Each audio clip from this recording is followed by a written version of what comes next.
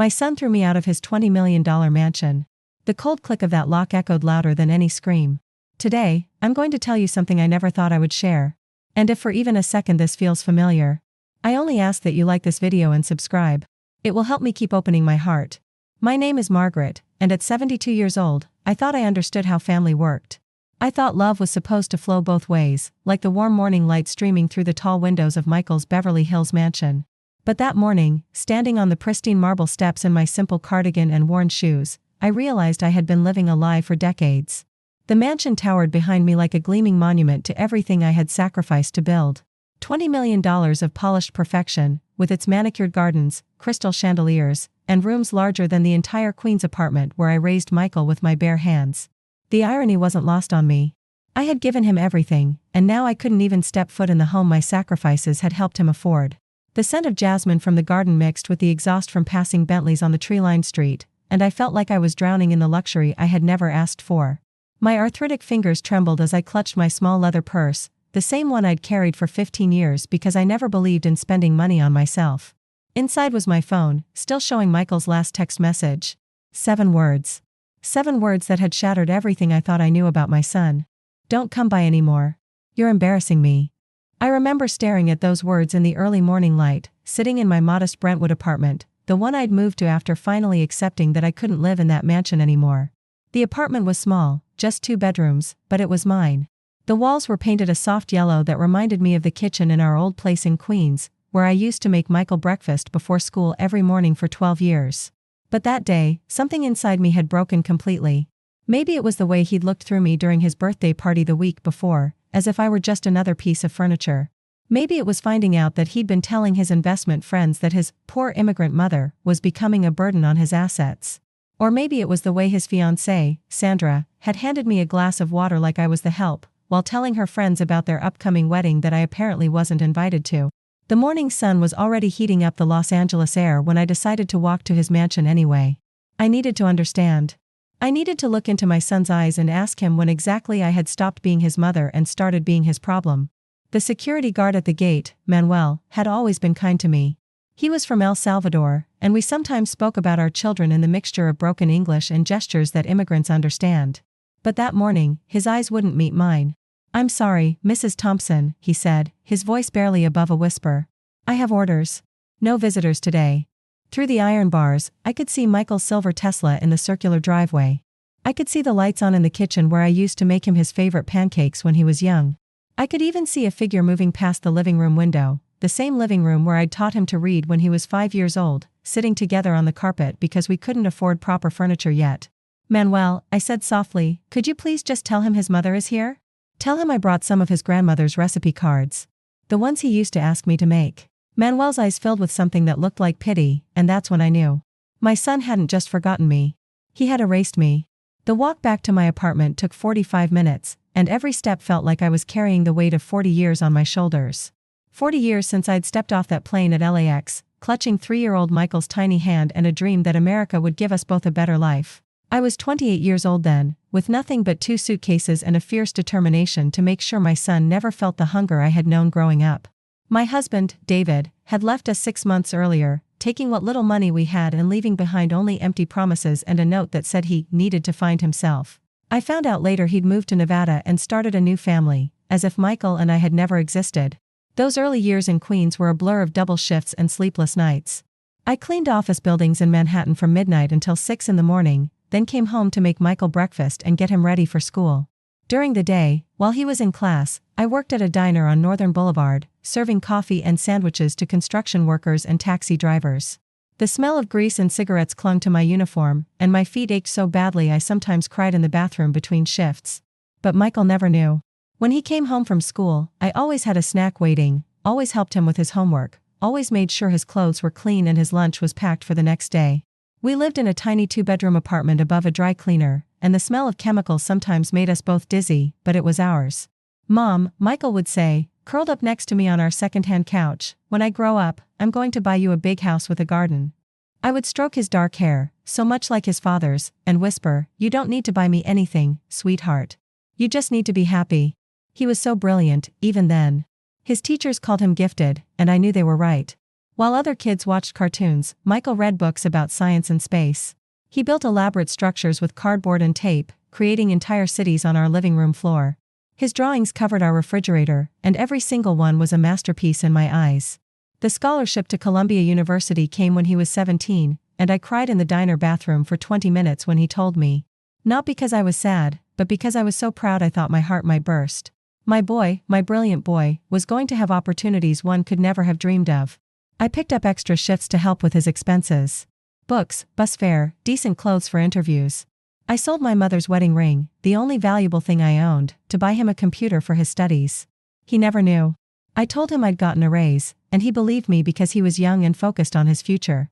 During his college years, he would call me every Sunday. "Mom," he'd say, his voice filled with excitement, "I'm learning about investments and capital markets. Did you know you can make money grow just by putting it in the right places?" I didn't understand most of what he said, but I listened. I always listened. He would explain his projects, his internships, his dreams of working on Wall Street. Sometimes he'd send me articles he'd written for the school newspaper, and I would read every word 3 times, even though I didn't understand the financial terms.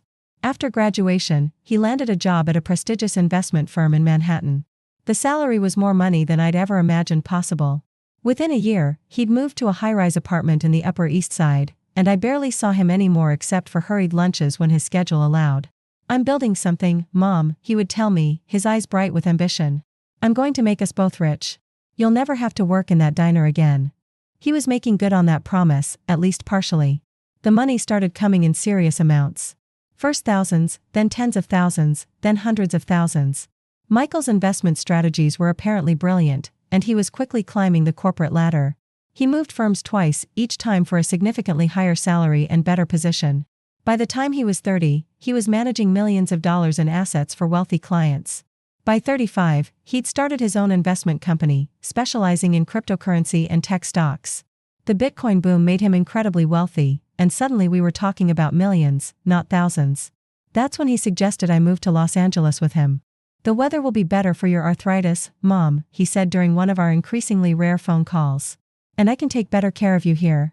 I was 65 then, finally ready to retire from the diner that had been my second home for over 30 years. My hands were stiff with arthritis, my feet permanently swollen from decades of standing. The idea of being close to Michael again, of maybe spending my golden years watching him build his life, filled me with hope. He bought the Beverly Hills mansion when he was 38, using profits from a particularly successful cryptocurrency investment. $20 million seemed like an impossible amount of money to me. I remember walking through it for the first time, my worn sneakers squeaking on the imported marble, marveling at the crystal chandeliers and wondering if I was dreaming. "This is too much, Michael," I whispered, standing in the grand foyer that was larger than our entire old apartment. "Nothing's too much for us, Mom," he replied, but something in his voice sounded different. Colder. More distant. The first year in Los Angeles was beautiful. Michael would take me to fancy restaurants in Beverly Hills, where the waiters brought us wine in glasses that cost more than I used to make in a week. He introduced me to his colleagues as the woman who made all this possible, and I would blush with pride. But slowly, almost imperceptibly, things began to change. The dinner invitations became less frequent. The phone calls grew shorter. When I would suggest we spend time together, there was always a meeting, a conference call, a business trip that took priority. I told myself it was natural. He was a successful businessman now, with responsibilities I couldn't understand. His investment company was managing hundreds of millions in assets, dealing with stock market fluctuations, cryptocurrency volatility, and wealthy clients who demanded constant attention. He was building an empire, and empires required sacrifice. But the sacrifice seemed to be our relationship. Sandra entered his life when he was 41, a stunning blonde with an MBA from Stanford and a family fortune of her own. She was smart, sophisticated, and everything I was not. Where I wore simple cardigans from department stores, she wore designer dresses that cost more than my monthly rent. Where I spoke with the faint accent of my immigrant childhood, she spoke in polished sentences filled with business terminology I barely understood. At first, she was polite to me. Distant but polite. We would have stilted conversations about the weather, her yoga classes, Michael's work. But I could see the way she looked at me when she thought I wasn't watching. There was something cold in her eyes, something calculating. The engagement party was held in the mansion's garden, with 200 guests sipping champagne under string lights that probably cost more than I'd spent on food in a year. I wore my best dress, a navy blue one I'd bought specifically for the occasion, and tried to mingle with the crowd of investment bankers, tech entrepreneurs, and Beverly Hills socialites. But I felt invisible. Person after person walked past me as if I weren't there. When I tried to join conversations, they would politely excuse themselves after a few moments. I spent most of the evening sitting alone at a corner table, watching my son charm his guests with stories about his latest investment successes and cryptocurrency gains. "You look lonely," said a gentle voice behind me. I turned to find a little girl, maybe 5 years old, with Michael's dark eyes and Sandra's blonde curls. This was Emma, Sandra's daughter from her first marriage, and the only person at that party who seemed to see me. "I'm not lonely," I lied, scooting over to make room for her on the chair. "I'm just watching everyone have fun." Emma climbed up next to me and curled her small hand into mine. "My mommy says you're going to be my new grandma," she said simply. The words hit me like sunshine breaking through clouds. A grandchild. After all these years, I was going to have a grandchild. "Would you like that?" I asked, afraid to hope too much. Emma nodded solemnly. "I never had a grandma before. My other grandparents live far away and they're always traveling on their yacht." From that moment, Emma became my anchor in a world that was slowly excluding me. She would visit me in my little apartment, wide-eyed at my simple decorations and fascinated by my photo albums. I would tell her stories about Michael when he was young, show her his old drawings that I'd saved, teach her to bake cookies using recipes I'd learned from my own grandmother decades ago. "Grandma Margaret," she would say, flour in her hair and chocolate on her cheek, "will you teach me to make pancakes like you made for Uncle Michael?" Uncle Michael. That's what she called him, because Sandra had decided that Daddy was too confusing since Emma's biological father was still in the picture. Another small distance, another subtle way of keeping me on the periphery of the family I'd helped create. But even Emma couldn't shield me from the growing coldness that was settling over my relationship with Michael. The calls became even rarer. When I would try to visit the mansion, I was often told he was in meetings or traveling. His assistant, a sharp young woman named Jennifer, began handling what little communication we had. "Mrs. Thompson," Jennifer would say in her professionally polite voice, "Mr. Michael asked me to relay that he's quite busy with the quarterly reports this month. Perhaps you could schedule something for next month?" Next month would come, and there would be another excuse. A business trip to New York. A client emergency. A conference in Silicon Valley. Always something more important than seeing his mother. The birthday incident was the beginning of the end. Michael's 45th birthday party was another lavish affair, this time at an exclusive restaurant in West Hollywood. 100 guests, champagne that cost more per bottle than I'd ever spent on a single grocery trip, and a jazz band playing softly in the background. I had been invited, or at least I thought I had been. The invitation came through Jennifer, a formal card with elegant script that made me feel like a business acquaintance rather than his mother. I spent 2 weeks choosing my outfit, finally settling on a black dress that I hoped would look sophisticated enough for the crowd. But from the moment I arrived, I knew I didn't belong. Sandra greeted me with a tight smile and immediately guided me to a table in the back corner, far from the main celebration. The other guests at my table were elderly relatives of Sandra's family, people who seemed as out of place as I felt. Michael made a speech that night, thanking everyone who had contributed to his success. He mentioned his business partners, his mentors, his investors, even his personal trainer. He thanked Sandra for bringing love and stability to his life. But he never mentioned me. Not once. I sat there in my carefully chosen dress, watching my son accept congratulations and toast to his future, and felt utterly erased. When he finally made his way to my table near the end of the evening, his smile was polite but distant. "Mom," he said, leaning down to give me a quick kiss on the cheek. "Thanks for coming. I hope you had a good time." Before I could respond, Sandra appeared at his elbow. "Darling," she said, her hand possessive on his arm, "the Hendersons want to discuss that investment opportunity." And just like that, he was gone, swept away into conversations about stock portfolios and cryptocurrency markets, leaving me alone at the table with strangers who had already stopped trying to include me in their conversations. I took a taxi home that night, my first time in a taxi in years, because I couldn't bear the thought of waiting for Michael to drive me. The distance from West Hollywood to my Brentwood apartment gave me time to think, time to replay the evening and try to understand when exactly I had become so dispensable. The driver, an older man with kind eyes, tried to make conversation. "Big event tonight?" he asked, glancing at my dress in the rearview mirror. "My son's birthday party," I replied, and then found myself adding, though I'm not sure he noticed I was there. "Kids these days," he said gently. "They get busy and forget what's important.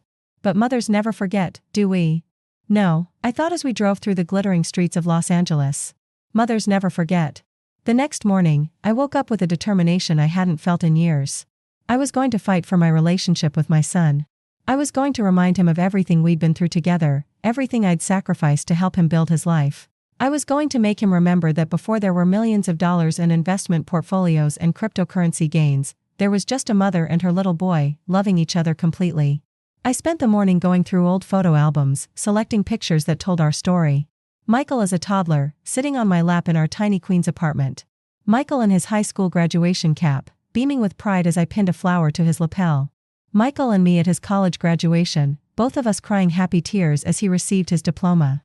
I put the photos in an envelope along with a letter I'd written by hand, something I'd learned when handwritten words carried more weight than typed ones. In the letter, I poured out my heart.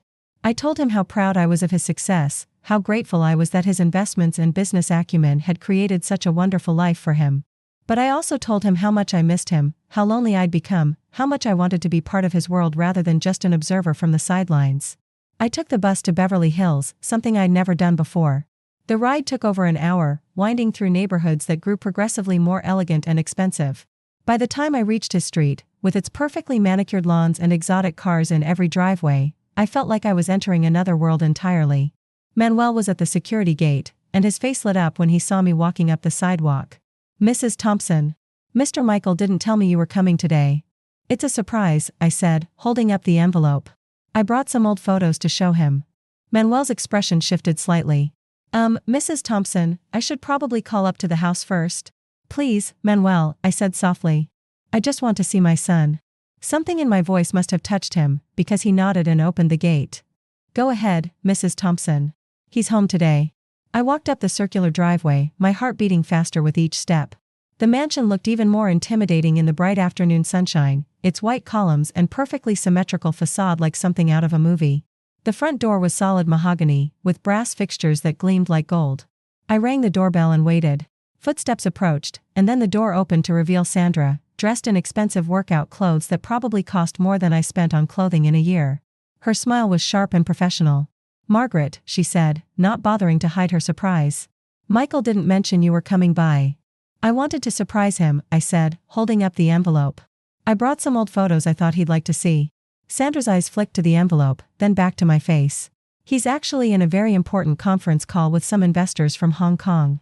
Something about cryptocurrency futures and market volatility. You know how these international calls are." I could hear voices from somewhere inside the house, but they sounded more like laughter than business discussion. "I can wait," I said hopefully. "It could be hours," Sandra replied quickly. "These Asian markets, you know. They're 12 hours ahead."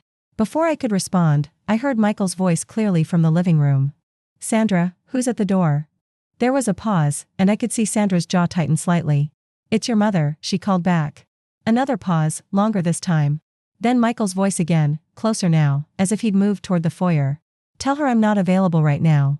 The words hit me like a physical blow. Not available. To his own mother. I stood there on the marble steps, envelope in hand, feeling smaller and more foolish than I had in years. Sandra's expression softened slightly, but not with kindness. With pity. "Maybe you should call next time," she said gently. "To make sure he's free." The door closed with a soft click, leaving me alone on the steps of the mansion my sacrifices had helped build. I stood there for a long moment, listening to the sound of laughter drifting from the windows, before finally turning and walking back down the driveway.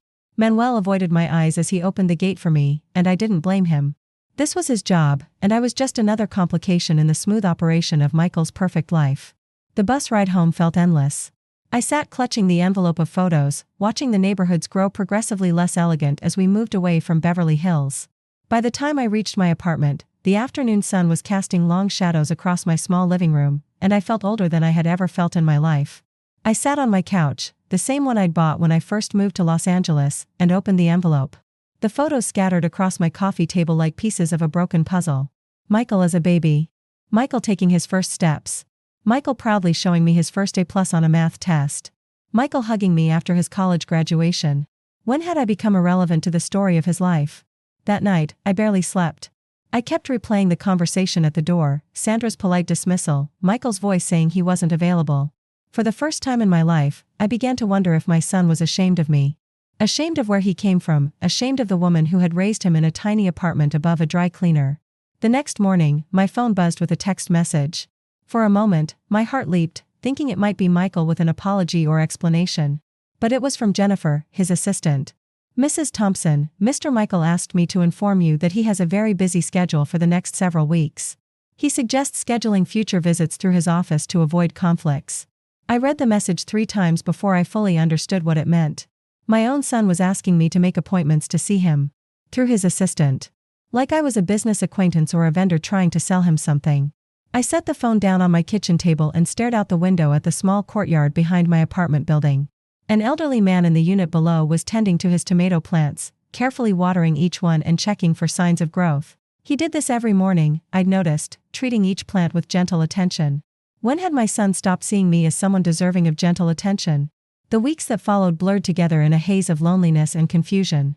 I tried calling Michael several times, but the calls went to voicemail.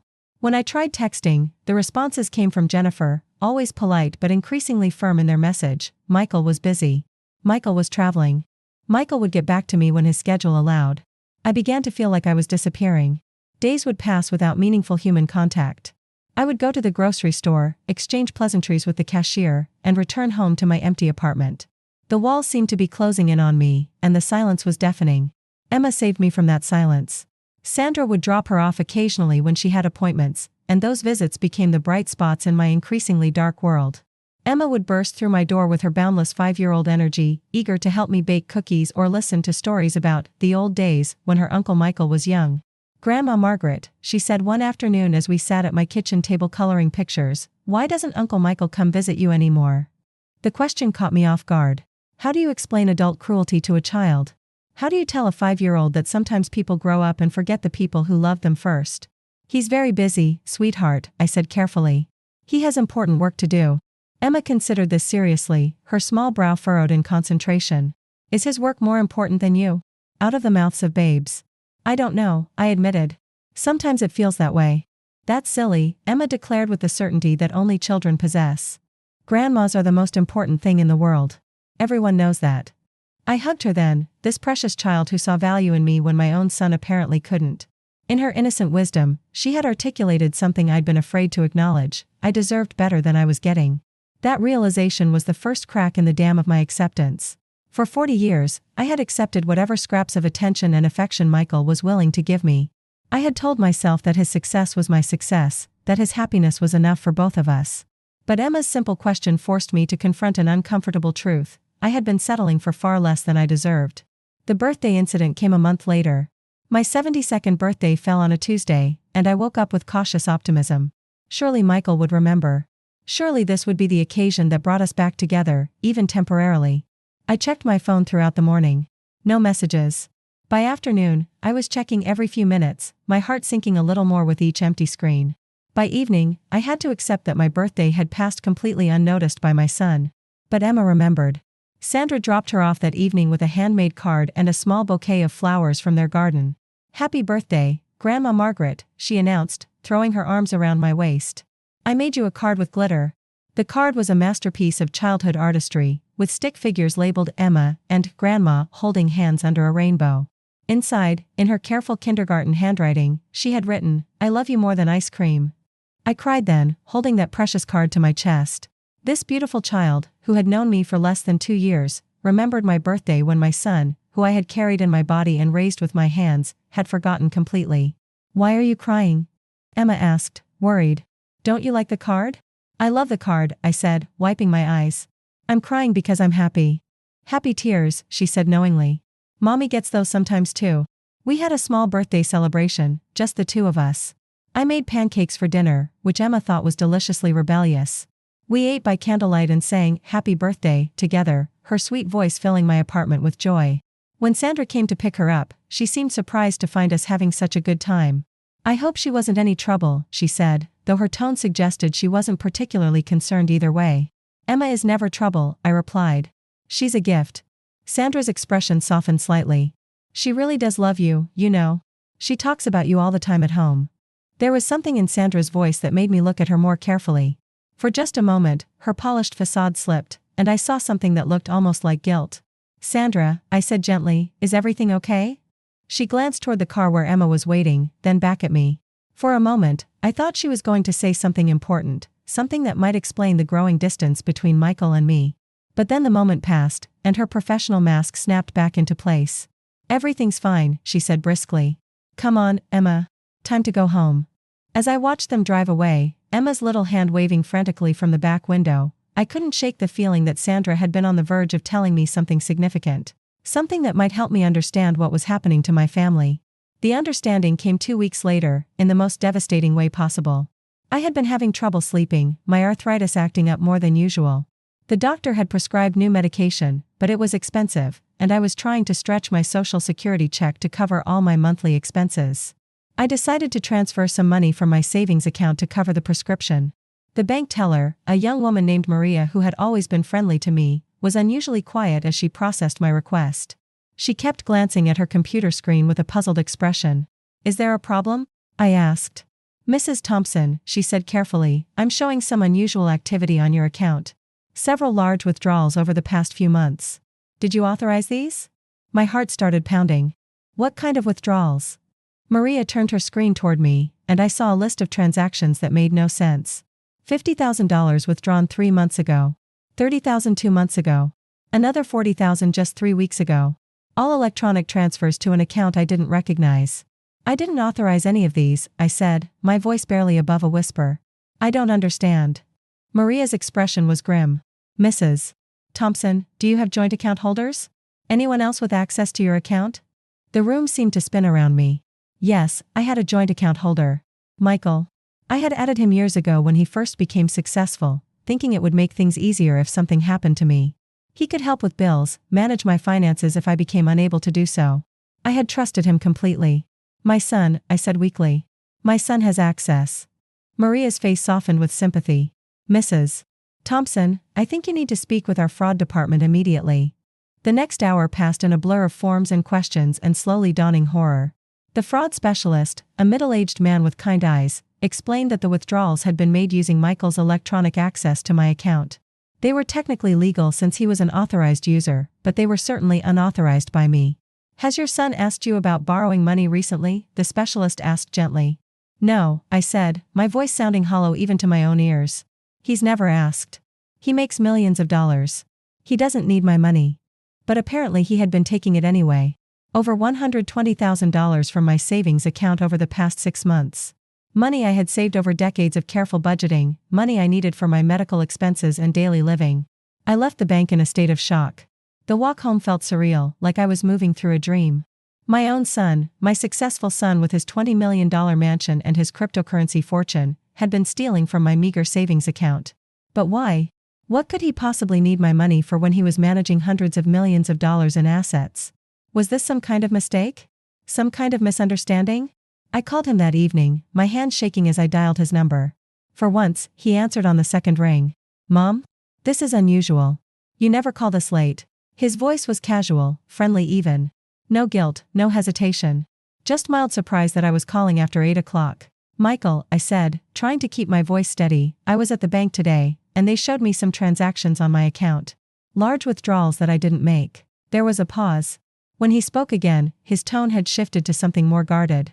Oh, that. I've been meaning to talk to you about that. Meaning to talk to me about that. As if stealing over $100,000 from his elderly mother was just another item on his to-do list. You took my money without asking me, I said, and I could hear the hurt in my own voice. Mom, calm down. It's not like that. I borrowed the money for some short-term investments. Cryptocurrency can be volatile, you know.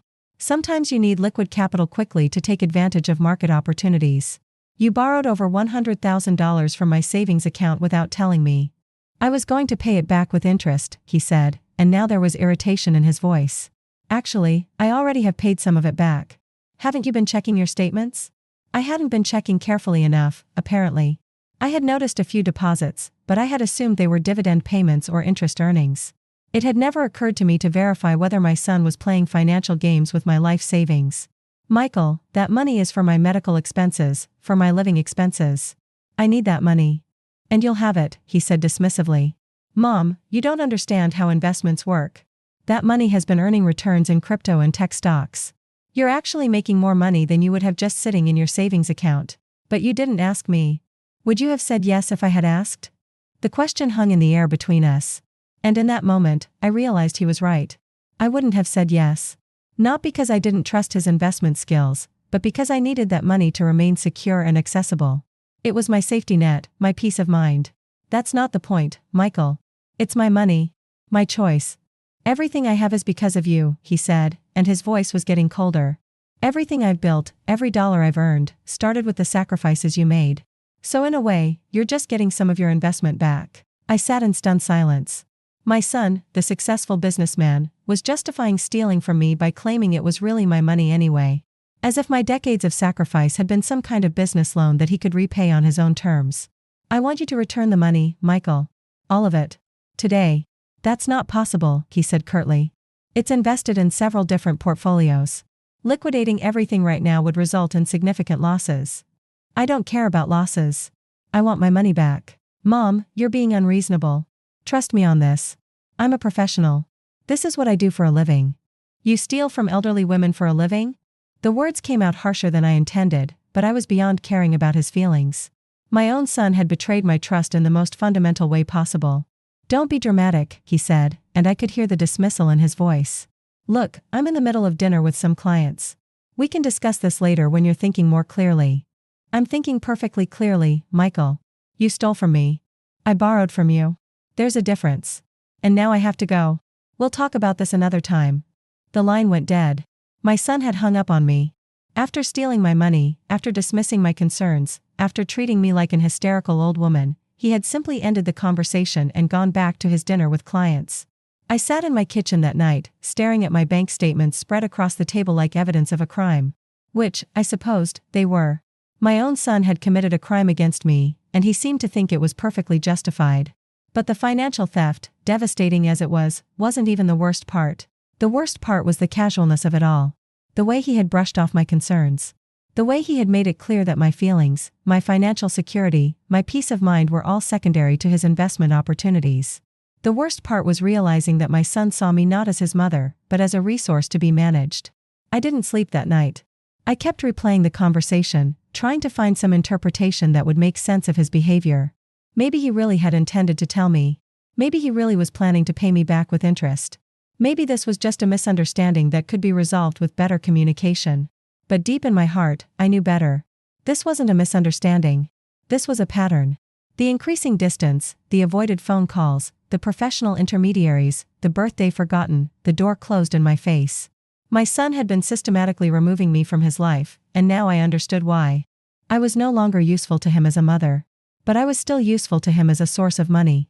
The next morning, I called the bank again and asked to speak with someone about removing Michael's access to my accounts.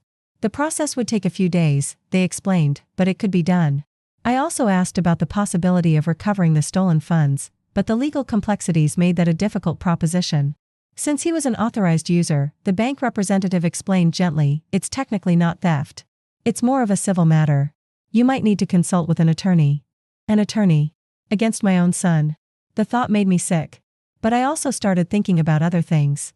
About the pattern of behavior that had led to this moment. About the birthdays missed and the phone calls unreturned. About the way Sandra looked at me sometimes. About the feeling I'd had for months that I was being managed rather than loved. And I started thinking about Emma, sweet Emma who made me cards and remembered my birthday and called me the most important thing in the world. What kind of family was she growing up in? What kind of values was she learning about how to treat people who love you? That afternoon, I made a decision that would have been unthinkable to me just 24 hours earlier. I made an appointment with a lawyer. The law office was in Santa Monica, recommended by my doctor who had mentioned that he'd used them for some personal matters.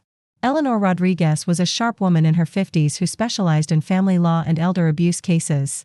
She listened to my story with professional attention, taking notes and asking clarifying questions.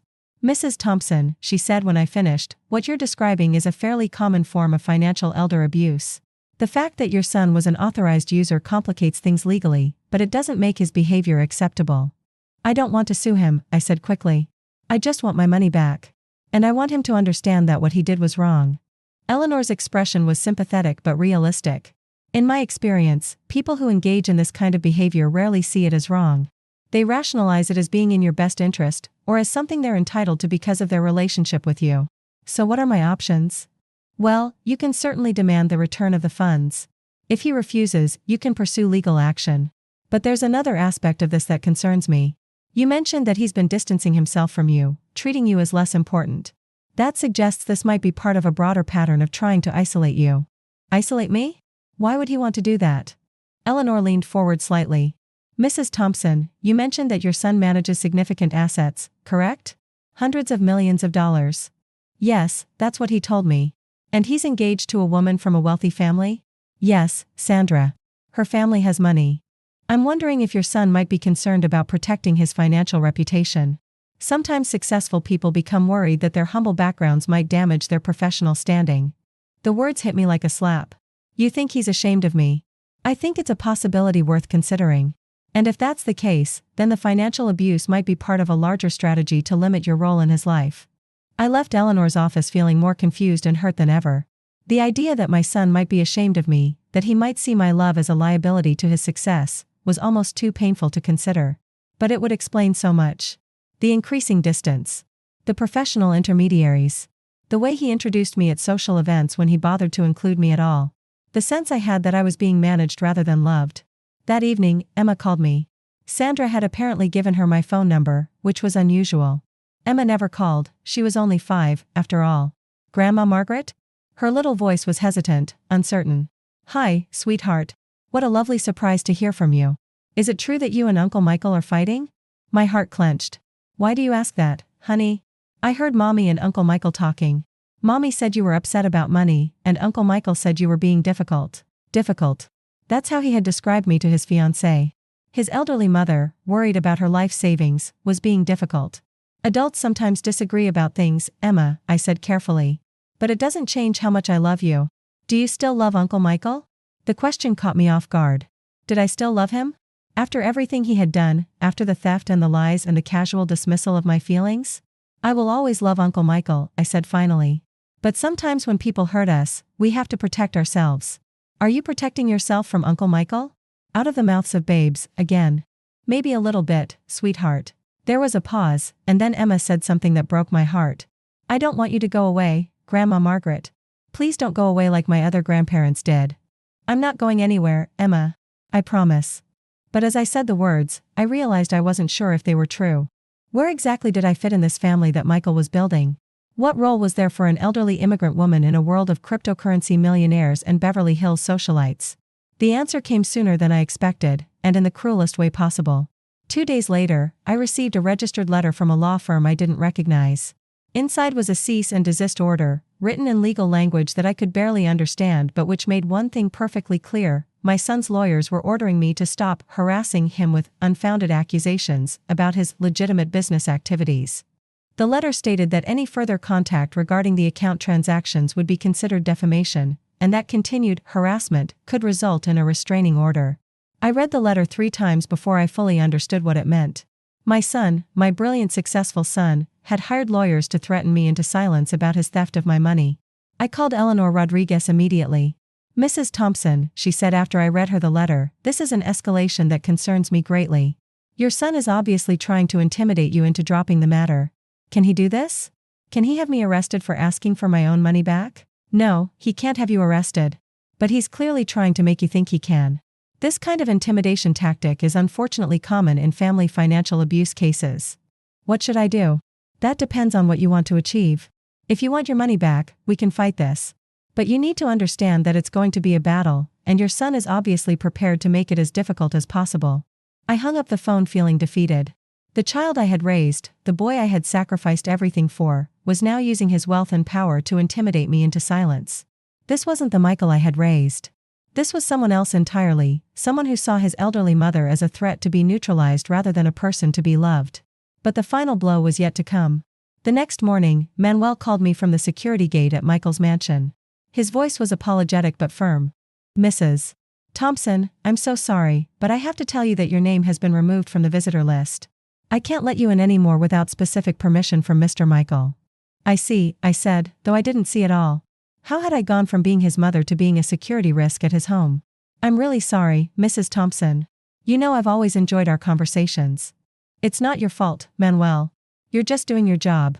But as I hung up the phone, I realized that my son had now made it impossible for me to see him even if I wanted to. The registered letter, the blocked access to his home, the stolen money, the forgotten birthdays. He had systematically erased me from his life while still finding ways to profit from my existence. I spent that day in a strange state of emotional numbness. The pain was still there, but it was overlaid with something else. Something that felt almost like relief. For months, I had been trying to understand why my relationship with Michael was deteriorating. I had been blaming myself, wondering what I had done wrong, how I had failed him as a mother. Now I knew. I hadn't failed him. He had made a calculated decision to remove me from his life because I no longer served his purposes. The loving son I had raised still existed somewhere inside the successful businessman, but he had been buried under layers of greed, social climbing, and shame about his origins. That evening, I made myself a cup of tea and sat in my small living room, looking at the photos scattered across my coffee table. Michael as a baby. Michael as a child. Michael as a young man. All those years of love and sacrifice, captured in fading snapshots. But for the first time in months, I also thought about myself. About the woman who had raised that beautiful child. About the strength it had taken to work those double shifts, to leave my home country with nothing but hope, to build a life from scratch in a foreign place. I had done something remarkable. I had taken a scared 3-year-old boy and helped him become successful beyond my wildest dreams. The fact that he had chosen to respond to that success by betraying me said nothing about my worth as a mother and everything about his character as a man. For the first time in months, I felt something other than hurt and confusion. I felt angry. The anger was clean and sharp and energizing. It cut through the fog of self-doubt and pain that had been clouding my judgment for so long. My son had stolen from me. My son had lied to me. My son had threatened me with legal action for asking questions about my own money. None of that was acceptable. None of that was something I had to tolerate just because he was my child. The next morning, I called Eleanor Rodriguez back. "Mrs. Thompson," she said, and I could hear the surprise in her voice. "I wasn't expecting to hear from you so soon." "I want to fight this," I said, and my voice was steady and strong. "I want my money back, and I want my son to understand that what he did was wrong." "Are you sure? This could get difficult and expensive." "I'm sure. I've spent 40 years making excuses for people who didn't deserve them. I'm done with that." Eleanor was quiet for a moment. "What changed your mind?" "I realized that my son isn't the only one in this family with dignity worth protecting. I have dignity too. And it's time I started acting like it." That afternoon, Eleanor filed a formal complaint demanding the return of my stolen funds. She also sent a response to the cease and desist letter, making it clear that I would not be intimidated into silence. The legal process moved slowly, but other changes in my life began immediately. For the first time in months, I started sleeping through the night. For the first time in years, I started thinking about what I wanted rather than what other people expected from me. I also started talking to Emma about what was happening, in age-appropriate ways. I didn't want her to be caught off guard if there were family conflicts, and I wanted her to understand that standing up for yourself is sometimes necessary, even when it's difficult. "Grandma Margaret," she said during one of our afternoon visits, "are you and Uncle Michael still fighting?" "We're having a disagreement about something important," I told her. Sometimes adults have to have difficult conversations when someone does something wrong. "Did Uncle Michael do something wrong?" I thought carefully about how to answer. "Yes, sweetheart. He took some of Grandma's money without asking, and that's not okay." Emma considered this with the serious expression she wore when processing complex information. "Like when kids take toys without asking?" "Exactly like that." "And you have to tell him to give it back?" "Yes. That's what my teacher says. You have to use your words and tell people when they do something wrong." The wisdom of children. Yes, I had to use my words. And if my words weren't enough, I had to use the law. Michael's response to the legal complaint was swift and predictable. Within a week, I received another registered letter, this one longer and more threatening than the first. His lawyers accused me of defamation, harassment, and attempting to damage his professional reputation through false and malicious claims. But this time, the legal threats didn't frighten me. If anything, they confirmed that I was on the right track. Innocent people don't respond to legitimate questions with legal intimidation. Innocent people explain themselves and make things right. The letter also revealed something else that shocked me. Michael's lawyers claimed that I had been making demands for money and threatening to go public with false accusations unless he paid me significant sums. They painted me as a kind of blackmailer, trying to extort money from my successful son. It was such a complete distortion of reality that it was almost impressive in its audacity. I had never demanded anything except the return of my own stolen money. I had never threatened to go public with anything. I had never asked for anything that wasn't already mine. But the letter showed me how Michael's mind was working. In his version of events, I was the villain. I was the greedy, manipulative parent trying to take advantage of his success. He had rewritten our entire relationship to cast himself as the victim and me as the aggressor. Eleanor Rodriguez was less impressed with the legal maneuvering than I was. "This is fairly standard intimidation," she told me over the phone. "They're trying to make you seem unreasonable so that if this goes to court, you'll look like the bad guy." "Will it work?" "Not if we document everything properly." "Do you have records of your phone calls? Copies of your bank statements? Evidence that you didn't know about the withdrawals?" I did have all of those things. I had been meticulous about keeping records, partly out of immigrant caution and partly because I had always been careful with money. "Good. Then we can demonstrate that this isn't about greed or extortion. This is about a son taking advantage of his elderly mother's trust." But even as we prepared our legal response, I knew that the money was only part of the issue. The deeper problem was that my son had demonstrated that he valued his wealth and social status more than his relationship with me. Even if I got every penny back, even if he apologized and promised never to do it again, I would never be able to trust him the same way. The realization was liberating and terrifying at the same time. For 40 years, my identity had been built around being Michael's mother. Taking care of him, worrying about him, being proud of his accomplishments. If I couldn't trust him, if I couldn't rely on his love, then who was I? The answer came to me gradually, over the weeks that followed. I was Margaret Thompson, a woman who had immigrated to a foreign country with nothing and built a life through hard work and determination.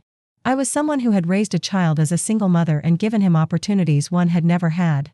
I was someone with friends and interests and opinions that had nothing to do with my son's success or failure. I was someone who deserved to be treated with respect. The legal battle continued through the spring, with letters and depositions and meetings that reminded me how expensive justice could be. Michael's lawyers were skilled and well-funded, and they made every step of the process as difficult as possible. But something unexpected began to happen. As word of the legal dispute spread through Michael's social circle, I started hearing from other people with similar stories. A neighbor whose daughter had taken out credit cards in her name. A woman from my doctor's office whose son had convinced her to sign over her house, then evicted her. A man from the grocery store whose children had cleaned out his retirement account. I wasn't alone. Financial elder abuse was apparently more common than I had ever imagined, and most of the perpetrators were family members who rationalized their behavior as being in their parents' best interest. "You're doing the right thing," said Maria, the woman from my doctor's office. "These kids think they can get away with anything because we love them too much to fight back. But fighting back is so hard," I admitted. "Of course it's hard. But what's the alternative? Let them walk all over us for the rest of our lives." The alternative. I had been living the alternative for months, accepting less and less from my son while he took more and more from me. The alternative was to disappear quietly, to become irrelevant, to let him erase me from his life while still exploiting my resources. The alternative was unacceptable. In May, something happened that changed everything. Emma's school was having a grandmother's tea, a special event where grandmothers were invited to visit their grandchildren's classrooms and share stories about the old days. Emma had been talking about it for weeks, excited about introducing me to her friends and teachers. "Will you come, Grandma Margaret? Will you tell them about when Uncle Michael was little?" "Of course, sweetheart. I wouldn't miss it." But 2 days before the event, Sandra called me with an apologetic voice and uncomfortable news. "Margaret, I'm so sorry, but there's been a change of plans about the grandmother's tea. My mother is flying in from New York that week, and Emma is really excited about having her grandmother there instead." The message was clear. Sandra's mother, the wealthy socialite with the yacht and the designer clothes, was a more appropriate representative of Emma's family than I was. I was being uninvited to my own granddaughter's school event. "I understand," I said, though I didn't understand at all. "I hope you're not upset. It's just that Emma doesn't see my mother very often, and this seemed like a good opportunity for them to bond." "Of course. And Margaret? It might be better if we don't mention this to Emma. She might be confused about the change, and we don't want her to feel caught in the middle of adult issues." Adult issues. As if my desire to spend time with my granddaughter was some kind of unhealthy drama rather than a natural expression of love. "I won't say anything to Emma," I promised. But after I hung up the phone, I sat in my kitchen and cried for 20 minutes. Not just about the uninvitation, but about what it represented. I was being systematically erased from Emma's life, just as I had been erased from Michael's. Soon, she wouldn't remember the afternoons we spent baking cookies, the stories I told her about her uncle's childhood, the handmade birthday cards she gave me. She would remember her other grandmother, the one with the yacht and the designer clothes and the social connections that enhanced rather than threatened her family's image. That evening, I called Eleanor Rodriguez with a new sense of urgency. "Eleanor, how long is this legal process going to take? These things can take months, sometimes longer." "Why? Has something changed?" I told her about the grandmother's tea, about the growing sense that Emma was being pulled away from me just like Michael had been. "Mrs. Thompson," Eleanor said gently, "I need to ask you something difficult." What is it that you really want here? Is it just about the money?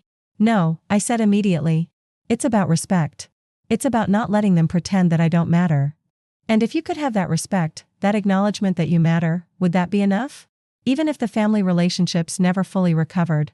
It was a good question, one that I had been avoiding because the answer was painful. I think it would have to be enough, I said finally. I can't force my son to love me. But I can force him to treat me with basic human decency. Then maybe it's time to consider a more direct approach. Eleanor's direct approach was both simple and terrifying. Instead of continuing the slow legal battle over the stolen money, she suggested that we arrange a face-to-face meeting with Michael and his lawyers to lay out exactly what I knew and what I wanted. Sometimes, she explained, when people are forced to confront their behavior directly, without the buffer of legal letters and intermediaries, they respond differently. You want me to sit in a room with Michael and tell him exactly what I think about what he's done? I want you to sit in a room with Michael and tell him exactly what you know about what he's done. There's a difference. What I knew. As it turned out, I knew more than I had realized. Eleanor's investigation had uncovered not just the missing money from my accounts, but a pattern of similar transactions involving other elderly clients of Michael's investment firm. Apparently, using family money for short-term investment opportunities was a strategy he had employed before. Mrs. Thompson, I need to be clear about something. What we've uncovered suggests that your son's behavior might be part of a broader pattern that could interest law enforcement. You're saying he might have stolen from other people too? I'm saying that the evidence suggests possible financial irregularities that go beyond your individual case. The implications were staggering. My son, the successful businessman, might be running some kind of sophisticated financial fraud operation. The cryptocurrency investments, the mysterious portfolio management, the inability to immediately return my money because it was tied up in various investments, it was all starting to make a different kind of sense. What does this mean for my case? It means we have a lot more leverage than we did before. It also means that your son has a lot more to lose if this situation becomes public. Eleanor was right. The direct approach was terrifying, but it was also the fastest path to resolution. We scheduled a meeting for the following week, in a conference room at Eleanor's law office. Michael would bring his attorney, I would have Eleanor, and we would finally have the conversation that should have happened months ago. The night before the meeting, I barely slept. I kept imagining different scenarios, different ways the conversation might go. Would Michael be angry? Defensive? Would he try to justify his actions? Would he apologize? But when morning came, I felt surprisingly calm.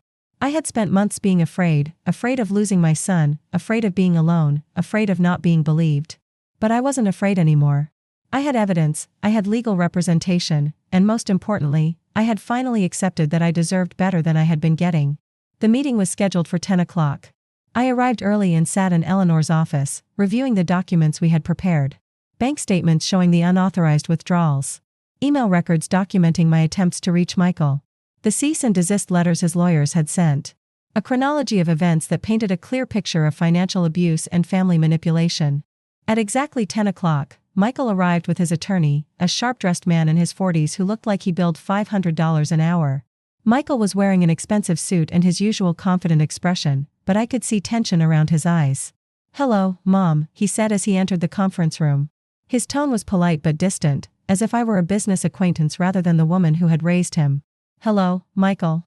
We sat across from each other at the polished conference table, with our lawyers flanked on either side like seconds in a duel. For a moment, nobody spoke. Then Eleanor opened a folder and spread out the documents we had prepared. "Mr. Thompson," she began, "we're here because your mother has some concerns about financial transactions involving her personal accounts. I think it would be beneficial for everyone if we could resolve this matter directly rather than continuing with formal legal proceedings." Michael's lawyer immediately jumped in. "My client has already addressed this matter in our correspondence. Mr. Thompson has been managing some investment opportunities on his mother's behalf, with her knowledge and consent." "With her knowledge and consent," Eleanor repeated. "That's interesting, because Mrs. Thompson has documented evidence that she was never informed of these transactions until she discovered them accidentally during a routine bank visit." I watched Michael's face as Eleanor spoke. His expression remained controlled, professional, but something shifted in his eyes when she mentioned the documented evidence. Furthermore, Eleanor continued, "Our investigation has revealed that this pattern of using family member funds for undisclosed investment purposes may extend beyond Mrs. Thompson's individual case." Now Michael's composure cracked slightly. His lawyer leaned over to whisper something in his ear, but Michael was staring directly at me. "Mom," he said, and for the first time in months, his voice sounded genuinely emotional. This is getting out of hand. I never meant for things to go this far. Which things, Michael? The stealing, or the legal threats when I asked about it? The word stealing hit him like a physical blow. I didn't steal anything. I borrowed money from an account I had legal access to, without my knowledge or permission. You wouldn't have understood the investment strategies involved. These are sophisticated financial instruments, cryptocurrency futures, high-yield tech stocks. I understand theft, Michael. I understand broken trust. Those are simple concepts.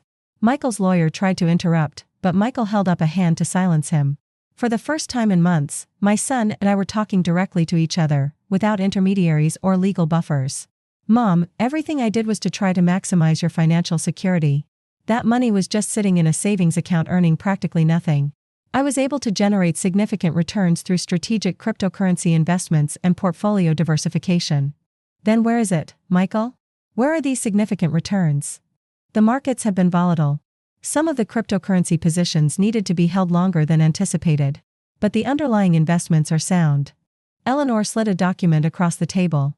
Mr. Thompson, this is a forensic accounting report showing the actual disposition of the funds taken from your mother's accounts. According to this analysis, less than 30% of the money can be accounted for in legitimate investment vehicles. Michael's face went pale as he scanned the document. His lawyer was reading over his shoulder, and I could see both of them becoming increasingly uncomfortable. Where did the rest of the money go, Michael? I asked quietly. The silence stretched out for several long moments. When Michael finally spoke, his voice was barely above a whisper. There were some investments that didn't work out. Some cryptocurrency positions that had to be liquidated at a loss. Some margin calls that required immediate capital. You gambled with my money. I made calculated investment decisions that happened to coincide with a market downturn. You gambled with my money, and you lost, and now you can't pay it back. Michael's professional facade finally crumbled completely. Mom, I'm going to pay you back every penny. With interest. I just need some time to restructure some positions, maybe liquidate some assets. What assets, Michael? The mansion? The cars? The investment in Sandra's family business? His eyes widened. Apparently he hadn't realized that Eleanor's investigation had been quite so thorough. How do you know about Sandra's family business? I know a lot of things, Michael. I know that you used my money to invest in your fiancé's startup company. I know that you borrowed against your house to cover some bad cryptocurrency bets. I know that your investment firm is being investigated by the Securities and Exchange Commission for irregularities involving client funds. The last part wasn't entirely true, but Eleanor had suggested that it might be true soon if the pattern of behavior we had uncovered was accurate. Michael slumped in his chair, looking suddenly much smaller than his expensive suit would suggest. Mom, I never meant for any of this to happen. The cryptocurrency market was supposed to be a sure thing. Everyone was making millions. I thought I could multiply your money and pay you back before you ever knew it was gone. But it wasn't just my money, was it, Michael? His lawyer was frantically signaling for him to stop talking, but Michael seemed to be beyond caring about legal strategy. There were a few other small transactions. Family friends who wanted to get in on some investment opportunities. Nothing major. How many other people, Michael? Mom, please. This isn't why we're here. This is between us. How many other families have you hurt the way you hurt me? Michael looked directly at me for the first time since he had entered the room. In his eyes, I could see the little boy I had raised, the child who used to confess his mistakes and ask for forgiveness. 6, he said quietly. 6 other families. The room fell silent again. 6 other families. 6 other sets of parents or grandparents who had trusted their children with their financial security and been betrayed.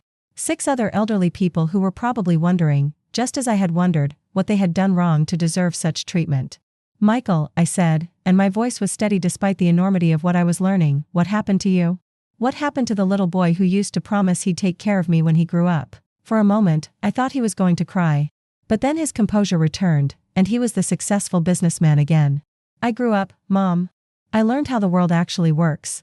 I learned that money is the only thing that really matters, and that everybody is trying to get ahead by any means necessary. Is that really what you learned? Or is that just what you told yourself to justify stealing from people who loved you? I never stole from anyone. I made investment decisions that didn't work out the way they were supposed to.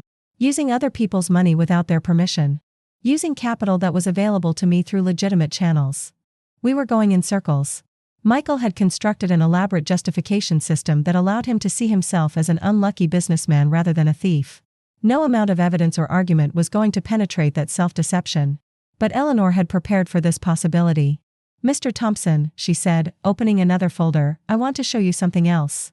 This is a complaint that we've prepared to file with the district attorney's office. It details not just the financial irregularities involving your mother's accounts, but also the pattern of similar behavior we've uncovered." Michael's lawyer snatched the document before Michael could see it, scanning it quickly while his face grew increasingly grim. "Mrs. Rodriguez," the lawyer said, "are you threatening my client with criminal prosecution?" "I'm informing your client about the legal realities of his situation. Financial fraud is a serious crime, particularly when it involves elderly victims. The district attorney's office takes these cases very seriously." "This is extortion," Michael said, his voice rising. "You're threatening to destroy my life unless I pay money I don't owe." "No, Michael," I said quietly. "I'm threatening to tell the truth about what you've done unless you make it right." "The truth?" "The truth is that you're an old woman who doesn't understand finance, and you're letting this lawyer fill your head with paranoid nonsense." The words hung in the air like a slap. An old woman who doesn't understand finance. After 40 years of sacrifice, after working double shifts to pay for his education, after giving him every opportunity that had led to his success, that's how my son saw me. As an ignorant old woman whose concerns were paranoid nonsense. "I understand enough, Michael. I understand that you took my money without asking. I understand that you lied to me about it when I found out. I understand that you tried to have me legally threatened into silence. And I understand that you've been systematically removing me from your life because I don't fit the image of the family you want to present to your wealthy friends." "That's not true. Isn't it? When was the last time you invited me to one of your dinner parties? When was the last time you introduced me to your colleagues as your mother instead of just nodding in my direction and changing the subject? When was the last time you returned one of my phone calls without having your assistant screen it first?" Michael couldn't answer, because we both knew the answers to those questions. "Here's what's going to happen," Eleanor said, taking control of the conversation. "Mr. Thompson is going to return every penny he took from his mother's accounts, with interest, within 30 days. He's also going to make arrangements to compensate the other families who were affected by similar transactions." "And if he doesn't?" Michael's lawyer asked. "Then we file the criminal complaint, and Mr. Thompson can explain his investment strategies to a jury." Michael was staring at the table, his hands clasped tightly in front of him. When he finally looked up, his expression was a mixture of anger, fear, and something that might have been shame. "Fine," he said. "I'll get you your money. All of it. But after that, I don't want to see you anymore. I don't want you calling me, I don't want you showing up at my house, I don't want you interfering in my life." The words should have hurt. A few months earlier, they would have devastated me. But sitting there in that conference room, looking at my son's face twisted with resentment and self-pity, I felt something unexpected. I felt free. "That's fine, Michael," I said calmly. "If that's what you want, that's what you'll get. But I have one condition of my own." "You're not in a position to make conditions." "Actually, I am. My condition is that you don't interfere with my relationship with Emma. She's an innocent child who loves me, and I won't let you poison that relationship the way you've poisoned ours. Emma isn't your granddaughter. She's Sandra's daughter from her first marriage. Emma is a little girl who calls me grandma and bakes cookies with me and makes me birthday cards. That makes her my granddaughter in every way that matters." Michael's jaw tightened. "Sandra might have something to say about that. Then Sandra and I will work it out between us. But you'll stay out of it, or the deal is off." For a moment, I thought he was going to refuse. But his lawyer was whispering urgently in his ear, probably reminding him about the criminal complaint that Eleanor was prepared to file. "Fine," he said finally. "You can see Emma. But everything else ends here. Everything else ended months ago, Michael. I'm just making it official." The meeting concluded with the details of the financial restitution. Michael would liquidate some investment positions and possibly take a loan against his house if necessary. The money would be returned to my account within 30 days, along with interest calculated at market rates. As we gathered our papers and prepared to leave, Michael stood up and walked toward the door. Then he stopped and turned back to look at me. "Mom," he said, and for just a moment his voice sounded young and uncertain. "I really did think I was helping. I thought I could make your money grow and pay you back with a profit, and you'd never have to know about it.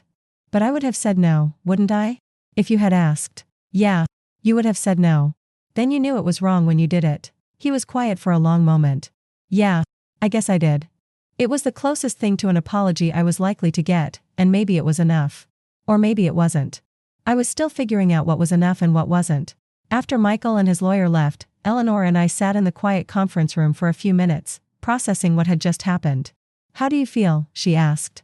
Tired, I said honestly. But also relieved. At least now I know where I stand. Do you think he'll follow through on the financial restitution? Yes. He's trapped and he knows it. The money will come back. And how do you feel about his demand that you stay out of his life? I thought about it carefully. I feel like he's giving me permission to do something I should have done months ago. Which is move on with my life instead of waiting around for him to remember that he has a mother. Over the following weeks, Michael was true to his word. The money was returned to my account in several installments, along with interest that more than made up for what I might have earned if it had stayed in my savings account. Eleanor also confirmed that similar restitution had been made to the other affected families. But more importantly, I began to understand what it meant to rebuild my life around my own needs and desires rather than my son's approval or disapproval.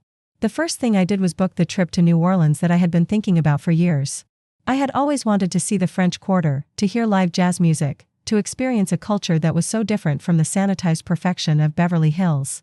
The flight to New Orleans was my first time on an airplane in over a decade, and I felt like a child on Christmas morning.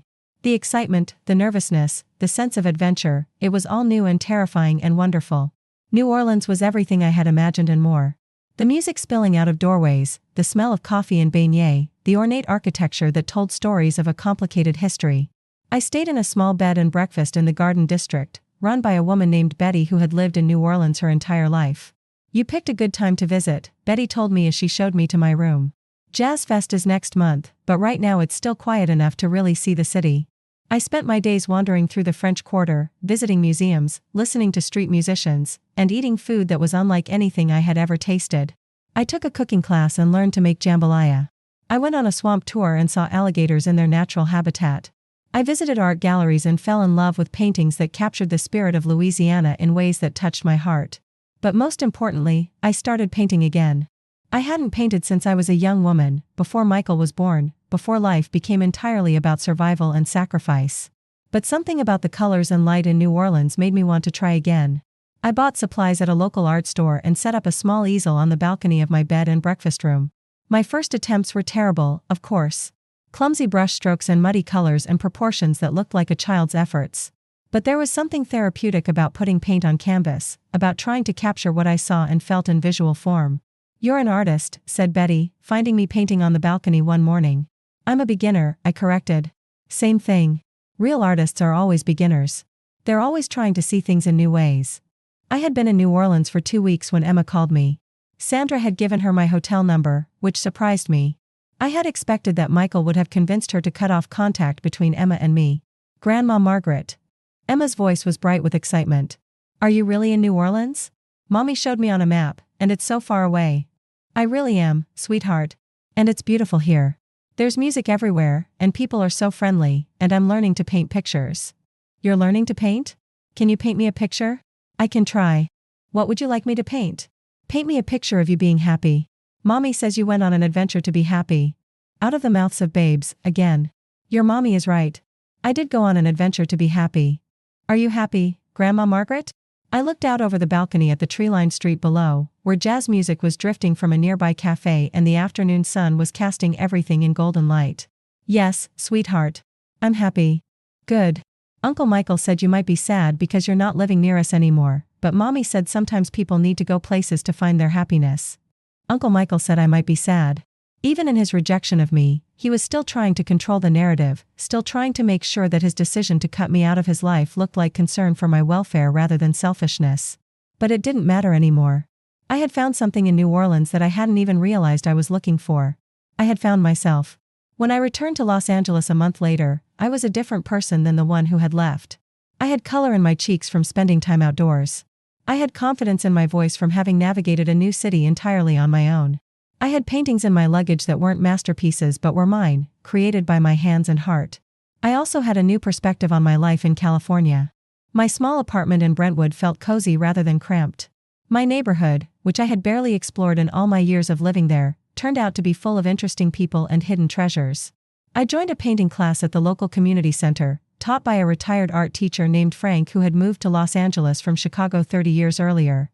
The other students were a mix of ages and backgrounds, but we all shared a common desire to create something beautiful. "Art isn't about talent," Frank told us during our first class. "It's about seeing.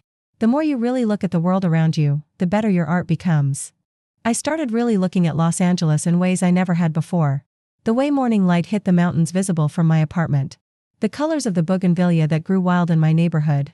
The faces of people at the farmer's market, each one telling a story of dreams and struggles and small victories. My paintings improved steadily, but more importantly, the act of painting changed how I saw myself. I wasn't just Michael's mother or Emma's grandmother or the immigrant woman who cleaned office buildings for 30 years. I was an artist. I was a woman with her own interests and talents and perspective on the world. Emma visited me regularly, and she loved seeing my paintings and hearing about my adventures.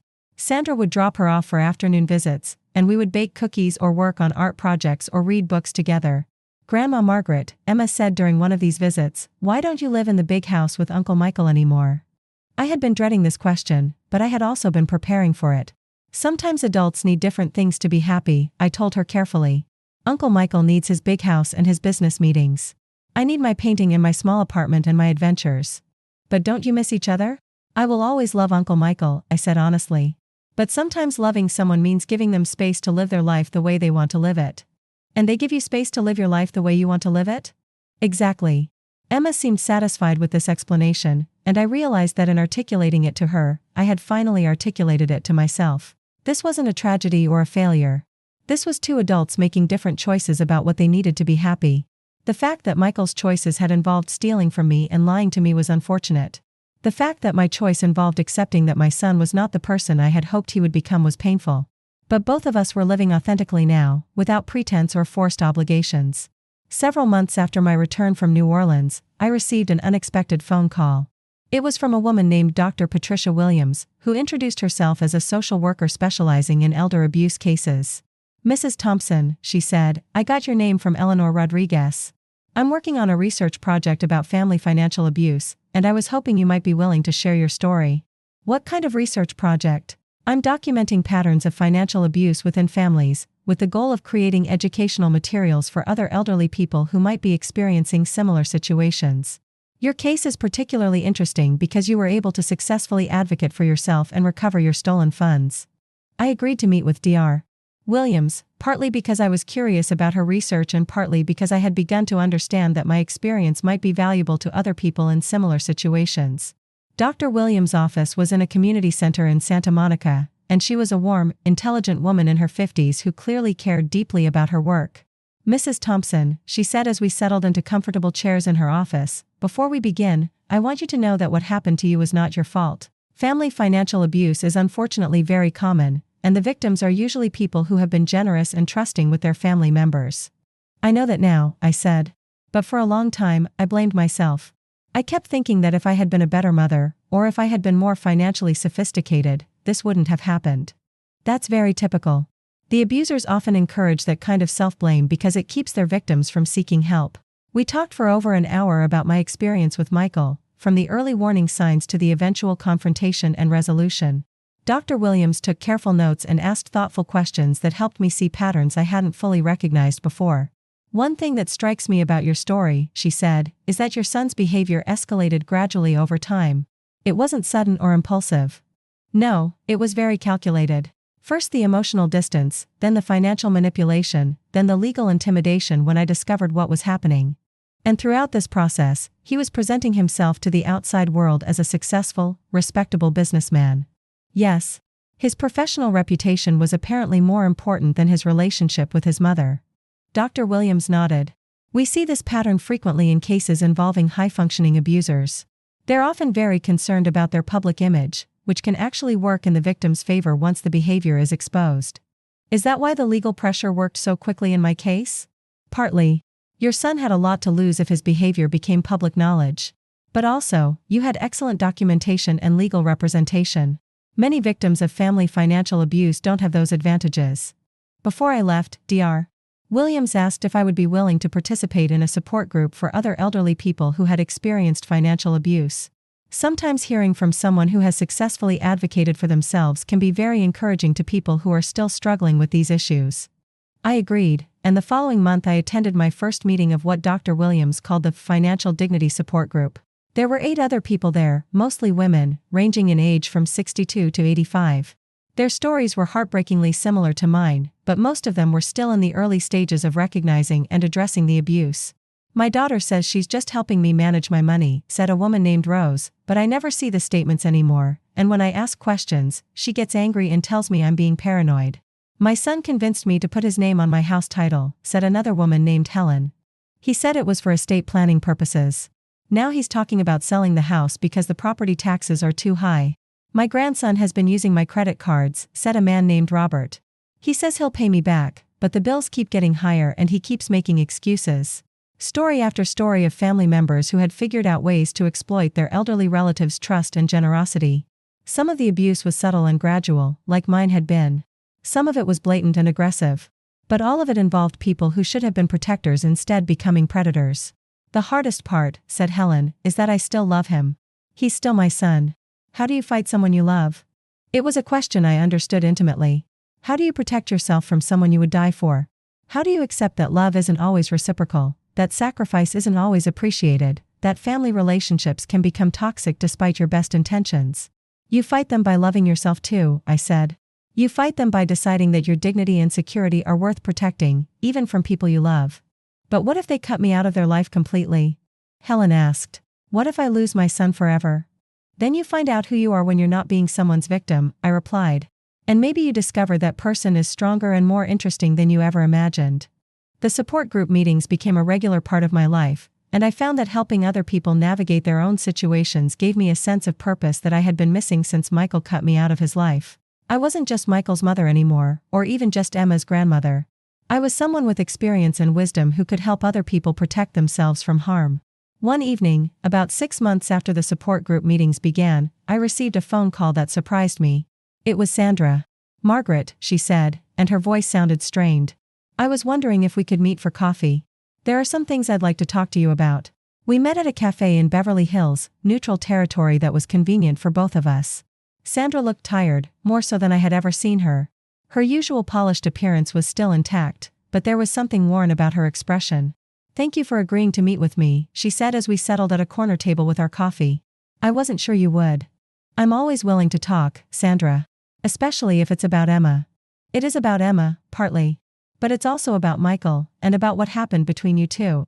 I waited for her to continue, unsure where this conversation was heading. Margaret, I need you to know that I didn't support Michael's decision to cut you out of his life. I thought it was cruel and unnecessary. This was not what I had expected her to say. Then why didn't you say something at the time? Sandra looked down at her coffee cup, and when she spoke, her voice was barely above a whisper. Because I was afraid. Afraid of what? Afraid of what I was learning about the man I was planning to marry. The conversation that followed was one of the most revealing of my life. Sandra told me that she had been having her own doubts about Michael's financial practices, both personally and professionally. She had discovered that he had invested significant amounts of her money in high-risk ventures without consulting her. She had found evidence of other questionable transactions involving clients of his investment firm. When you started asking questions about your missing money, Sandra said, Michael became paranoid and angry in ways I had never seen before. He started talking about you like you were an enemy, like you were trying to destroy his career out of spite. But you knew that wasn't true. Of course I knew that wasn't true. You're not a spiteful person, Margaret. You're one of the most generous people I've ever met. But Michael had convinced himself that you were the villain in his story. Sandra went on to explain that Michael's business practices had finally caught up with him. The Securities and Exchange Commission had indeed launched an investigation into his investment firm, prompted partly by complaints from other families who had discovered missing money. The cryptocurrency investments that he had claimed were so profitable had actually been part of an elaborate scheme to cover losses from earlier bad decisions. He's going to lose his license, Sandra said quietly. And probably face criminal charges. The house is going to have to be sold to pay back investors. I felt a strange mixture of sadness and vindication. Sadness because this was still my son, the little boy I had raised and loved. Vindication because my instincts about his behavior had been correct. What does this mean for you and Emma? I asked. It means I'm leaving him, Sandra said, and there was relief in her voice.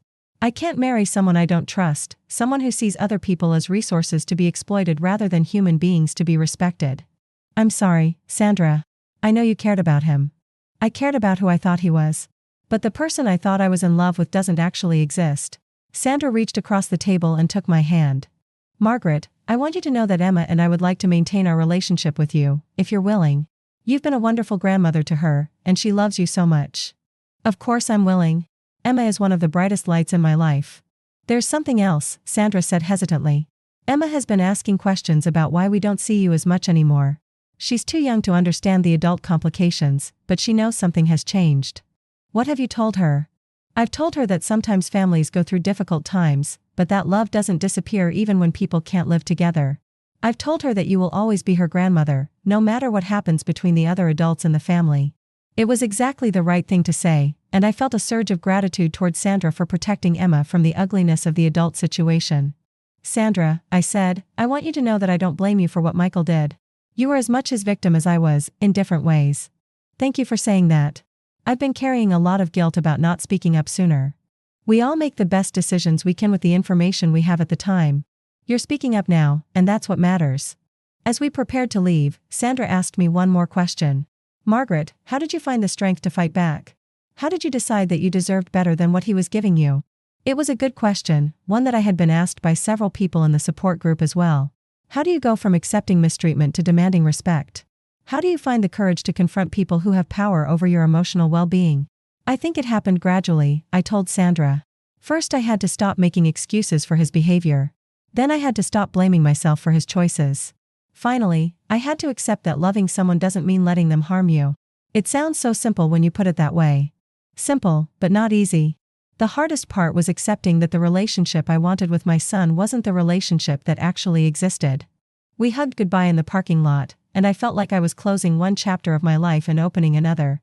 Sandra and Emma would remain in my life, but Michael would not.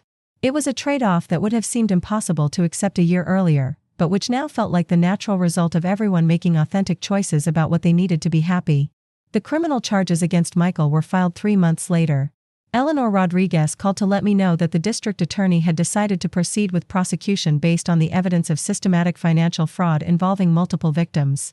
Michael's investment firm was shut down, his assets were frozen, and he was facing the possibility of significant prison time. How do you feel about this development? Eleanor asked. I feel sad for the little boy I raised, and I feel sorry for all the people he hurt, I said honestly. But I also feel like justice is being served. He may try to contact you during the legal proceedings. He may try to ask for your help or support. And if he does? That's entirely up to you. You're under no legal obligation to have any contact with him. I thought about it carefully. If Michael called me, if he asked for my help, what would I do? The mother in me wanted to believe that I would forgive him everything, that I would stand by him no matter what he had done. But the woman I had become over the past year knew better. I think I would listen to what he had to say, I told Eleanor. But I wouldn't sacrifice my own well-being to rescue him from the consequences of his choices. As it turned out, Michael never called. According to Sandra, he had accepted a plea bargain that involved serving 18 months in federal prison and paying restitution to all of his victims. His mansion was sold, his expensive cars were auctioned off, and his cryptocurrency fortune was liquidated to pay back the people he had defrauded. Emma asked me about Uncle Michael's situation in her direct, 5-year-old way. Grandma Margaret, why did Uncle Michael have to go to jail? Because he took things that didn't belong to him, and he hurt people by doing that. Like when kids take toys without asking? Yes, sweetheart. But Uncle Michael is a grown-up, so when he takes things without asking, the consequences are more serious. Will he say he's sorry when he comes back? I don't know, Emma. That will be up to him. If he says he's sorry, will you forgive him? It was a profound question from such a young child, and it made me realize that forgiveness and trust are not the same thing. I will always love Uncle Michael, I told Emma. But forgiveness doesn't mean forgetting what someone did, or pretending it didn't happen, or letting them hurt you again. So you can love someone and still protect yourself from them? Yes. Sometimes that's exactly what love means. Looking back on that conversation now, I think it was one of the most important lessons I ever taught Emma. And one of the most important lessons I ever learned myself. Michael was released from prison 2 years later, and he did eventually contact me. Not with an apology, as Emma had hoped, but with a request for financial help getting back on his feet. Apparently, his felony conviction made it difficult for him to find employment in the financial industry, and he was struggling to pay rent on a modest apartment in a less expensive part of Los Angeles. Mom, he said during our brief phone conversation, I know I made mistakes, but I've paid my debt to society. I'm trying to rebuild my life, and I could really use some help. What kind of help? Just a small loan. Maybe enough for a security deposit on a decent apartment, some professional clothes for job interviews. I'll pay you back as soon as I get established. The irony was breathtaking. After stealing over $100,000 from me, after cutting me out of his life, after having me legally threatened when I objected to his behavior, he was now asking me to voluntarily give him money. Michael, I said calmly, I hope you're able to rebuild your life and find work that makes you happy. But I won't be providing financial assistance. Mom, please. I have nowhere else to turn. You're my family. Family members don't steal from each other, Michael. Family members don't threaten each other with legal action when they ask questions about missing money. Family members don't cut each other out of their lives when it becomes inconvenient to maintain the relationship. I've learned from my mistakes. I'm a different person now. I hope that's true. But even if it is, the consequences of your previous choices are permanent. I can't trust you with my financial security, and I won't put myself in a position where you could hurt me again. So you're going to abandon me when I need help the most? The question was designed to make me feel guilty, to trigger my maternal instincts to protect and provide for my child no matter what. A year earlier, it might have worked. Michael, I'm not abandoning you. I'm protecting myself from someone who has already proven that he's willing to harm me for his own benefit. Those are different things. He hung up on me, just as he had during our conversation about the original theft. But this time, I wasn't devastated by his anger. I was proud of myself for maintaining boundaries that protected my well-being. Emma, now 7 years old, continues to be a bright presence in my life. Sandra remarried a kind man named David who works as a teacher and who treats Emma like his own daughter. They live in a modest house in Westwood, and Emma has her own room where she displays the paintings I've made for her and the art projects we've created together. Grandma Margaret, she said during a recent visit, I'm glad you live in your own apartment and paint pictures and go on adventures. You seem really happy. I am happy, sweetheart. Happier than when you lived near Uncle Michael? Much happier. Good. I think everybody should get to be happy. Out of the mouths of babes. Yes, everybody should get to be happy. But happiness isn't something that other people can give you or take away from you. Happiness is something you create for yourself by making choices that honor your own worth and protect your own well-being. I still attend the Financial Dignity Support Group every month, and I've become something of a mentor to newer members who are just beginning to recognize and address financial abuse in their own families. The stories are always heartbreaking, but they're also often inspiring. People in their 70s and 80s finding the courage to stand up to children and grandchildren who have been exploiting them. Elderly men and women discovering that they deserve respect and dignity regardless of their age or financial resources. The hardest part, I tell new group members, is accepting that love alone isn't enough to sustain a relationship. You also need respect, honesty, and basic human decency. And if those things are missing, then love becomes a weapon that other people use against you.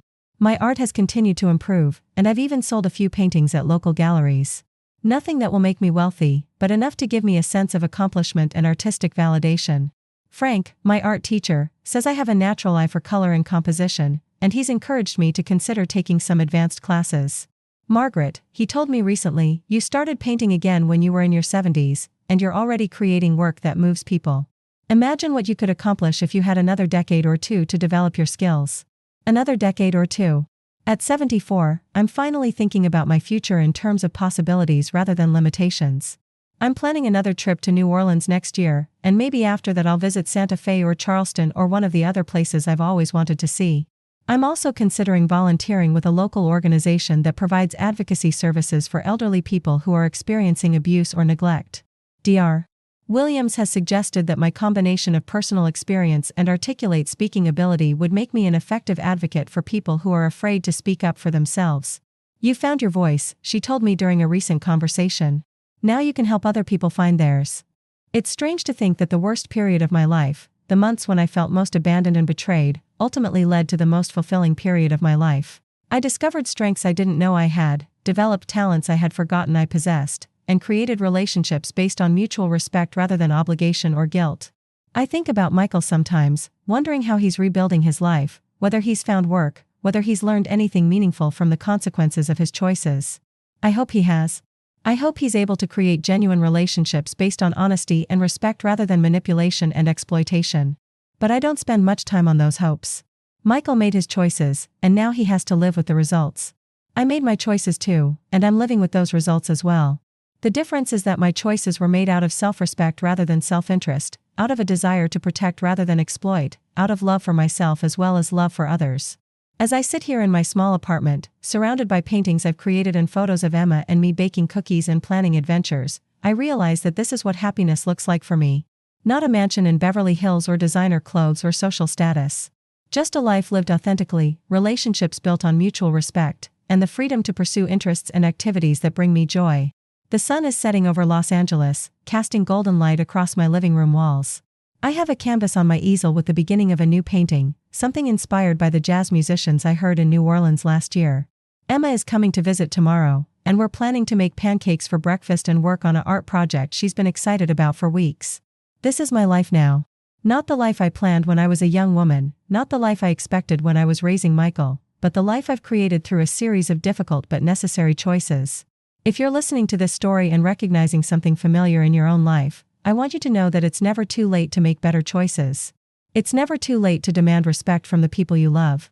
It's never too late to discover who you are when you're not being someone else's victim. The hardest part is the first step, the moment when you stop making excuses and start asking for what you deserve. But once you take that step, once you decide that your dignity and well-being are worth protecting, everything else becomes possible. Have you ever lived through something like what I've described? Have you ever had to choose between being loved and being respected? Please share your thoughts in the comments below, because your story might be exactly what someone else needs to hear today. And if this story resonated with you, if it helped you think about your own relationships in a new way, please like this video and subscribe to the channel. It helps ensure that these stories of resilience and self-discovery reach people who need to know that they're not alone, that they're not powerless, and that it's never too late to reclaim your life. Thank you for listening. Thank you for caring. And remember, you deserve to be treated with dignity and respect, regardless of your age, regardless of your relationship to the people who are failing to provide it.